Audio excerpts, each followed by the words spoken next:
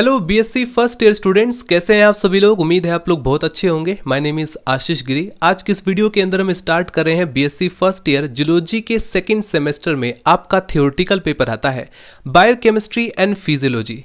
Students, इस semester के अंदर टोटल 8 यूनिट है। 8 यूनिट में से फर्स्ट यूनिट आपका आता है structure and function of biomolecules. First unit का फर्स्ट चैप्टर आज मैं डिस्कस करूंगा बायोमोलिक्यूल्स।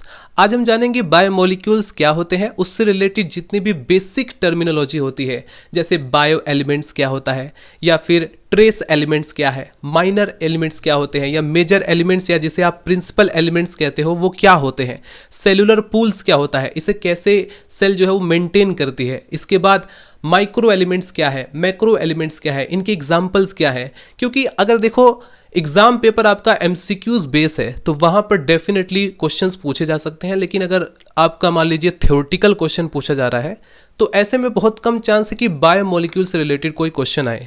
लेकिन अगर आप लोग इस बेसिक टर्मिनोलॉजी को कवर नहीं करोगे तो आगे चलकर जितने भी हम कॉम्प्लेक्स टॉपिक पढ़ेंगे, जैसे कि न्यूक्लिक एसिड, कार्बोहाइड्रेट्स या लिपिड्स, आगे बहुत सारे इंपॉर्टेंट टॉपिक्स आने वाले हैं। उन सबको समझना है तो बेसिक्स कवर करना होगा। ठीक है, तो चलिए स्टूडेंट्स वीडियो को स्टार्ट करते हैं। फर्स्ट ऑफ ऑल हम डिस्कस करते हैं कि बायोमोलिक्यूल्स क्या है, या जब भी मैं नाम लेता हूं बायोमोलिक्यूल्स तो इससे आपके माइंड में किस तरह की पर्टिकुलर इंफॉर्मेशन निकल कर आती है।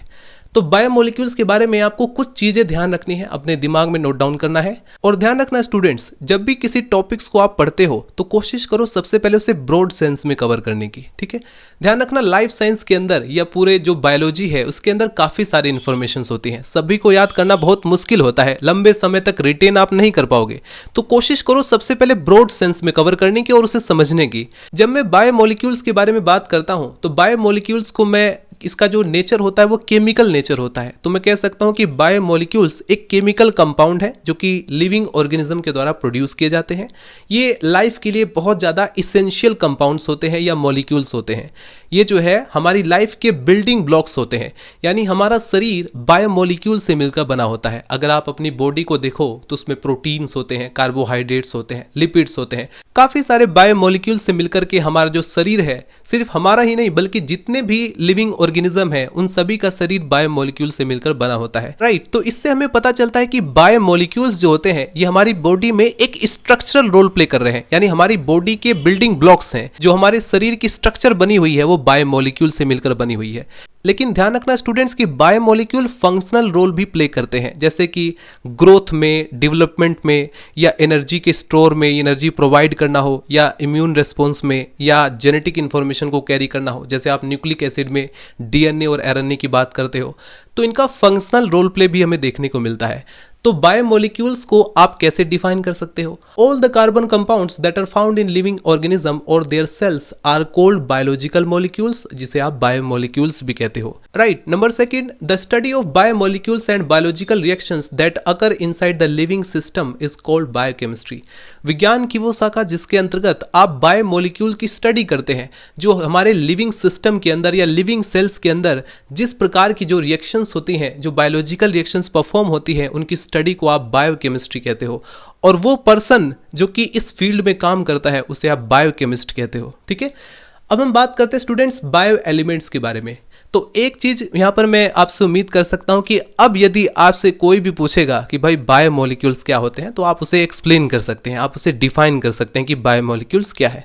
अगर आपसे कोई पूछे बायो एलिमेंट्स क्या होते हैं तब आप कैसे डिफाइन करेंगे? देखो, पीरियोडिक टेबल के अंदर लगभग 118 नॉन केमिकल एलिमेंट्स हैं। इन एलिमेंट्स में से 20 से 25 एलिमेंट्स ऐसे हैं जो कि हमारी लाइफ के लिए बहुत ज़्यादा ज़रूरी है, बहुत ज़्यादा इसेंशियल है। So therefore they are called bio elements, इसीलिए इन्हें बायो एलिमेंट्स कहा गया। इनमें कौन कौन से आते हैं? जैसे कि ऑक्सीजन है, कार्बन है, हाइड्रोजन है, नाइट्रोजन है, कैल्शियम है, फॉस्फोरस है, क्लोरीन है, सल्फर है, पोटेशियम है, सोडियम है, मैग्नीशियम है, आयोडीन है, आयरन है, कॉपर है, कोबाल्ट है, जिंक है, सिलिकॉन है, मैग्नीज है, या फ्लोरीन है, वानाडियम है, मोलिब्डेनम है, बोरोन है, क्रोमियम है, एल्यूमिनियम है। तो ये सारे ऐसे एलिमेंट्स हैं जो कि बायो एलिमेंट्स कहलाते हैं। ठीक है, अब यहाँ पर इतने सारे बायो एलिमेंट्स की लिस्ट है, लगभग 20 से 25 बायो एलिमेंट्स हैं। तो अगर हमें उन्हें अच्छे से स्टडी करना है कि किस बायो एलिमेंट का हमारे सेल के अंदर कौन सा वो पर्टिकुलर फंक्शन को परफॉर्म कर रहा है, उसका क्या रोल है, तो उसको हमें अच्छे से डिस्क्राइब करने के लिए या स्टडी करने के लिए हम बायो एलिमेंट्स को 3 कैटेगरी में डिवाइड कर देते हैं। उसे 3 कैटेगरी में क्लासिफाई कर देते हैं। जब भी आप किसी भी चीज को बायोलॉजी के अंदर या कहीं पर भी क्लासिफिकेशन करते हो तो उसके कुछ बेसिस होते हैं। अब जैसे यहाँ पर बायो एलिमेंट्स को क्लासिफाई करने के लिए हमने जो बेसिस यूज किया है वो है परसेंटेज यानी अमाउंट, यानी सेल कंटेंट के अंदर कौन सा एलिमेंट कितनी मात्रा में पाया जा रहा है उसके बेसिस पर हमने उसे कैटेगराइज कर दिया या क्लासिफाई कर दिया, जिसमें नंबर फर्स्ट पर आता है मेजर और प्रिंसिपल एलिमेंट्स। अब नाम से ही पता चल रहा है कि ये हमारे सेल के अंदर मेजर रोल प्ले करता है, इसीलिए इन्हें हम प्रिंसिपल एलिमेंट्स कहते हैं, क्योंकि अप्रोक्सीमेटली 95 से 97% of cellular material is composed of oxygen, carbon, hydrogen and nitrogen. यानी 4 ऐसे एलिमेंट्स हैं जिन्हें प्रिंसिपल एलिमेंट्स कहा जाता है, क्योंकि इन्हीं एलिमेंट से मिलकर के लगभग 95 से 97% तक के जो हमारा सेल्यूलर मटेरियल है वो बना होता है, जिसमें कि ऑक्सीजन है, कार्बन है, हाइड्रोजन है एंड नाइट्रोजन है। इसके बाद नंबर सेकंड पर आते हैं minor elements. These elements form about 5% of the weight of cell content. Cell content के वेट का 5% ये बना पाते हैं। They include both metal and non metal. इनमें मेटल्स भी आते हैं, नॉन मेटल्स भी आते हैं। मेटल्स के कुछ एग्जाम्पल जैसे कैल्शियम है, पोटेशियम है, सोडियम है, मैग्नीशियम है, आयरन है। इसके अलावा नॉन मेटल्स की हम बात करते हैं तो सल्फर है, फॉस्फोरस है, क्लोरीन है, आयोडीन है। ये टोटल सेल्यूलर कॉन्स्टिट्यूएंट का 2% ही बना पाते हैं। तो इस तरीके से ये जो है माइनर एलिमेंट्स कहलाते हैं। अगर हम ट्रेस एलिमेंट्स की बात करें तो ट्रेस एलिमेंट्स बहुत ही सूक्ष्म मात्रा में हमारे शरीर में पाए जाते हैं। अगर मान लीजिए कि ट्रेस एलिमेंट की मात्रा बढ़ा दी जाए हमारे शरीर में तो वो जो है टॉक्सिक इफेक्ट दर्शाता है, यानी कि ट्रेस एलिमेंट्स हमारे लिए खतरनाक भी हो सकते हैं अगर उनका अमाउंट बढ़ा दिया जाए।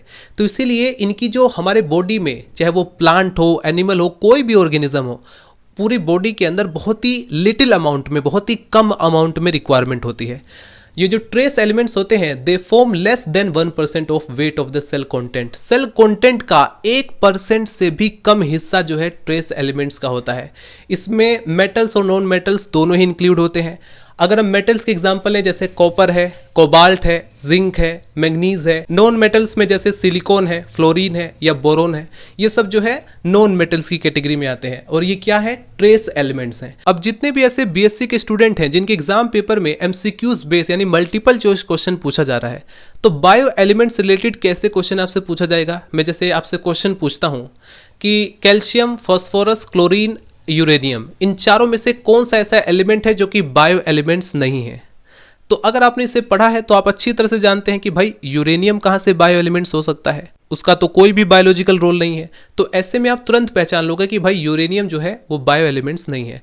तो इस तरीके से क्वेश्चन देखो आपके एमसीक्यूज में पूछे जा सकते हैं या कॉम्पिटिटिव एग्जाम में पूछे जा सकते हैं।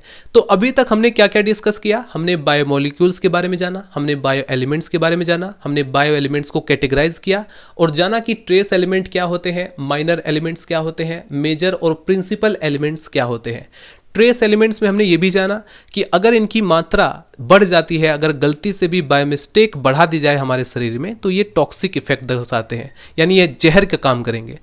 अब हम बात करते हैं स्टूडेंट्स सेल्यूलर पूल्स के बारे में। सेल्यूलर पूल को आप कैसे डिफाइन कर सकते हो, या सेल्यूलर पूल सेल के अंदर क्या रिप्रेजेंट करता है। तो लिखेंगे इसके बारे में, the collection of different types of biomolecule. अब जैसे बायोमोलिक्यूल डिफरेंट टाइप के हो सकते हैं, प्रोटीन एक बायोमोलिक्यूल है, न्यूक्लिक एसिड एक बायोमोलिक्यूल है, कार्बोहाइड्रेट एक बायोमोलिक्यूल है, लिपिड एक बायोमोलिक्यूल है। तो डिफरेंट टाइप के बायोमोलिक्यूल सेल के अंदर प्रेजेंट होते हैं और कंपाउंड्स भी प्रेजेंट होते हैं, आयंस भी प्रेजेंट होते हैं सेल के अंदर। तो ये सब के सब इनका जो टोटल कलेक्शन होता है वो जो है सेल्यूलर पूल्स को रिप्रेजेंट करता है, right. The cellular pool comprises both inorganic and organic molecule. देखो सेल्यूलर पूल्स के अंदर इनऑर्गेनिक मॉलिक्यूल भी इंक्लूड है और ऑर्गेनिक मॉलिक्यूल भी आते हैं। The cellular pool has 2 phases. ये जो है 2 फेजेस में एग्जिस्ट करता है। Number first, aqueous phase. जब हम एक्वस फेज की बात करते हैं तो ये एक ऐसा मिक्सचर है जिसमें वाटर एज ए सॉल्वेंट की तरह यूज हो रहा है। तो एक्वस फेज में आप देखेंगे molecules are dissolve in water and form molecular solution and colloidal solution. Aqueous phase के अंदर जो मॉलिक्यूल्स पाए जाते हैं वो वाटर के अंदर डिसॉल्व होकर के क्या फॉर्म करते हैं, एक तो मॉलिक्यूलर सॉल्यूशन फॉर्म करते हैं, एक कोलोइडल सॉल्यूशन फॉर्म करते हैं। जब हम बात करते हैं मॉलिक्यूलर सॉल्यूशन की तो वो क्लियर और ट्रांसपेरेंट होता है, यानी पारदर्शी होता है।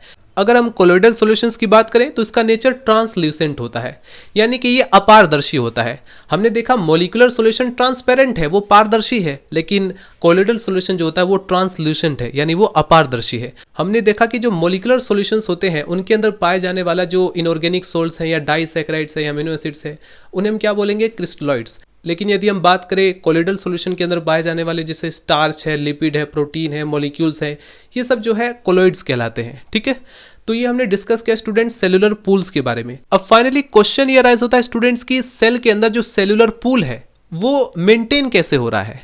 क्वेश्चन ये आता है आखिर वो मेंटेन सेल उसको कैसे कर पाती है। तो देखो, आपको पता है कि सेल के बाहर जो है एक वाल प्रेजेंट होती है जिसे आप कहते हो सेल वाल। अब उसके अंदर जो है सेल मेम्ब्रेन प्रेजेंट होती है जिसे आप प्लाज्मा मेम्ब्रेन भी कहते हो। आप ये भी जानते हैं कि भाई एनिमल सेल के केस में जो सेल वाल है वो एब्सेंट रहता है, और प्लांट सेल के केस में देखते हैं कि वहां सेल वाल प्रेजेंट रहता है। अब यहां पर बेसिक सा क्वेश्चन मैं आपसे ये पूछता हूं कि आखिर सेल की जो आउटर मोस्ट बाउंड्री है उसको कौन रिप्रेजेंट कर रहा है, सेल वाल रिप्रेजेंट करता है या प्लाज्मा मेम्ब्रेन रिप्रेजेंट करता है। तो ध्यान रखना स्टूडेंट्स, जो प्लाज्मा मेम्ब्रेन होता है वो जो है सेल की आउटर मोस्ट बाउंड्री को रिप्रेजेंट करता है। आप कहेंगे कि सर प्लांट सेल के केस में जो सेल वाल प्रेजेंट होता है वो भी तो एक बाउंड्री का ही रोल प्ले करता है। तो ध्यान रखना कि अगर आप सेल वाल को रिमूव भी कर दो तो सेल की जो इंटरनल एक्टिविटी चल रही है, जो फिजियोलॉजी चल रही है, उस पर कोई इफेक्ट नहीं पड़ता। तो ऐसे में अगर प्लाज्मा मेम्ब्रेन को आपने रप्चर कर दिया तो पूरी की पूरी जो सेल है वो सर्वाइव नहीं कर पाएगी, वो डिस्ट्रॉय हो जाएगी। तो इसीलिए मैं कह सकता हूं कि चाहे वो प्लांट सेल हो या एनिमल सेल हो, दोनों के केस में जो प्लाज्मा मेम्ब्रेन है वो आउटर मोस्ट बाउंड्री को रिप्रेजेंट कर रहा है। इस चीज को हमेशा ध्यान रखना, राइट। तो आपको पता है कि भाई जो outer most boundary plasma membrane है उसका नेचर कैसा है, वो जो है सिलेक्टिवली परमिएबल होता है, और उसी वजह से स्टूडेंट वो जो है इस सेलुलर पूल्स को मेंटेन कर पाता है। वो जो है कुछ कंटेंट को जो कि सेल के बाहर जाने लायक है उसे बाहर भेज देता है, और कुछ कंटेंट जिसे सेल के अंदर आने की ज़रूरत है, रिक्वायरमेंट है, तो उसी मेम्ब्रेन से वो पास भी हो जाता है, क्योंकि उसका नेचर सिलेक्टिव है। वो जो है सिलेक्टिवली परमिएबल है, मॉलिक्यूल को सिलेक्ट करता है अपने अकॉर्डिंग, उसको जो है एग्जिट इनसाइड करता है, आउटसाइड करता है, और इसी नेचर की वजह से वो जो है सेलुलर पूल को मेंटेन करके रखता है। अब फाइनली स्टूडेंट्स कुछ और भी बेसिक पॉइंट बचे हुए हैं, इसको भी हम लोग फटाफट कवर कर लेते हैं, समझ लेते हैं। जैसे कि बायोमोलिक्यूल्स जो होते हैं इनको जो है फर्दर दो पार्ट्स में डिवाइड किया जा सकता है, इनऑर्गेनिक बायोमोलिक्यूल और ऑर्गेनिक बायोमोलिक्यूल। इस तरीके से भी हम क्लासीफाइड कर सकते हैं या कैटेगराइज कर सकते हैं।